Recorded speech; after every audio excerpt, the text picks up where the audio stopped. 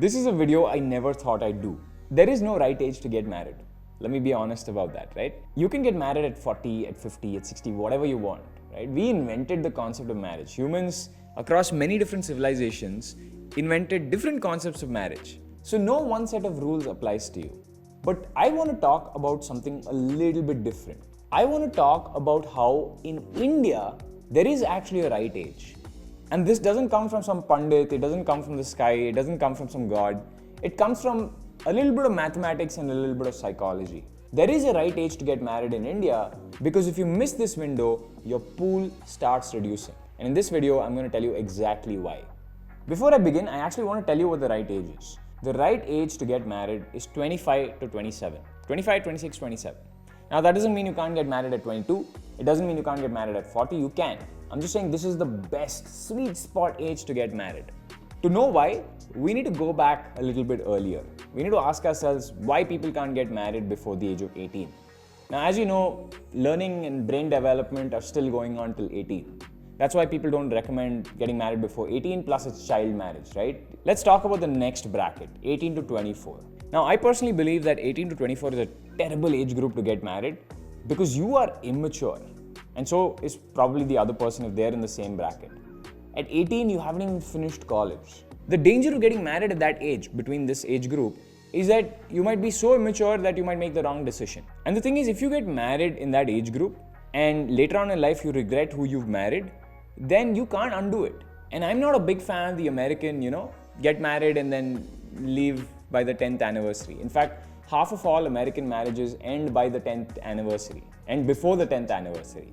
I'm not a big fan of that. I'm more of a ride or die person. So if you're taking such a heavy decision in life, you want your brain development to be complete and you want to be mature enough. You want to have enough of a mental model of the world to be able to make the right decision. Because between the ages of 18 to 24, both boys and girls don't know what they want, right? Anyone telling you otherwise are exceptions. And if you're an exception, you can get married at any age.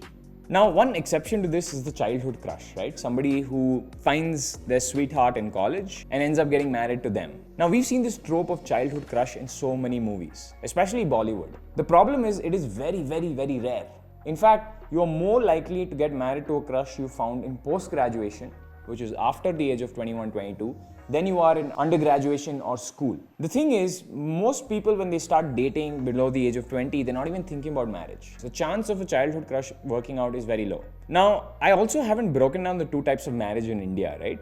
You can get married to somebody you love, or you can get an arranged marriage.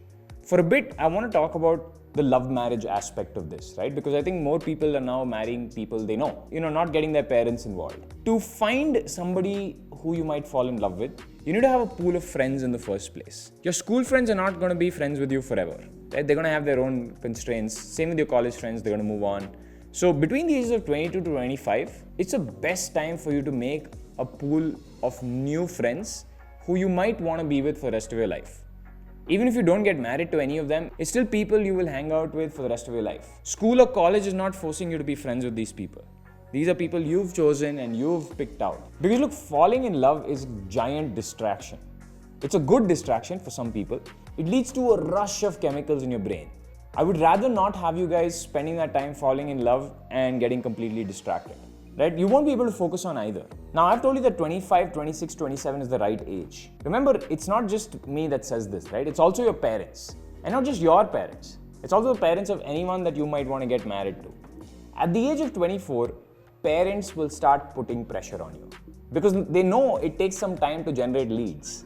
And you might think, oh, this is so silly. Varun's equated business and marriage. How stupid. But this is reality.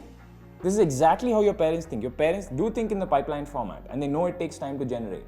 So anyway, pressure is going to be put on these people. So that's led us to 25, 26, 27 being the ideal age. Now you might ask, why not 28? Why not 29? What happens after 27? Well, the problem is after 27, the pool of people you can probably get married to in a love marriage starts shrinking. And same with an arranged marriage. Why does this happen? This happens because parents have started putting pressure on everybody at 24. Now, if you get lucky, and a lot of people can get lucky, right? There are exceptions, then well, it works for you. Now with arranged marriages, even if you find a suitor who's younger than you, their parents might reject you because you started getting old. Believe it, this happens. This is the regressive Indian mindset, but what can we do about it? Now, above the age of 30, it's almost impossible. You can't go date a 22, 23, 24-year-old. Some can, but this is an exception, like I said. And their parents definitely are not going to let you marry them because you're 30 and you're probably, you have a chronic disease and you're starting to bald. It's just life, right? And above 24, 25, people have already started getting married. So your pool is just really tiny. And there is this, what I like to call the spike at 28, 29, right? There is a small spike in people urgently trying to get married at 28, 29. In India and even abroad, it's very common for post-30 marriages to be with widowers, right? Widowers getting married to each other, or, somebody who's been divorced getting married to somebody else. That's more common than, somebody looking out fresh for a relationship. It still happens. And it's happening more often than it did in the last decade. But what I'm trying to tell you is the math says that the pool is small. You want to optimize. Now, I want to put a disclaimer, right, across this entire video. Anybody watching, some people watching this video will say, hey, it makes sense. And some people watching this video are going to just get outraged. How can you make something as special as marriage into a game of math and psychology? I don't believe in that. Right? I believe you can only get lucky if you make the attempt to get lucky. You have to put yourself out there, and you have to put yourself out there at a time where other people are putting themselves out there. Otherwise, you're shooting yourself in the foot. Right? I'm trying to say what everyone in their head believes. Partly this is because of Indian parents, and the other part is because we also have some of these things in our head. As humans, we are puppeted by our limbic system, and a lot of things you believe and a lot of things you say don't match with each other. So I would suggest, if you're outraged by this video, to first introspect and then ask yourself, is this true or not? Because I've seen it, right? I'm actually married. I've seen this. I've seen all of this happen. I've seen it play out live.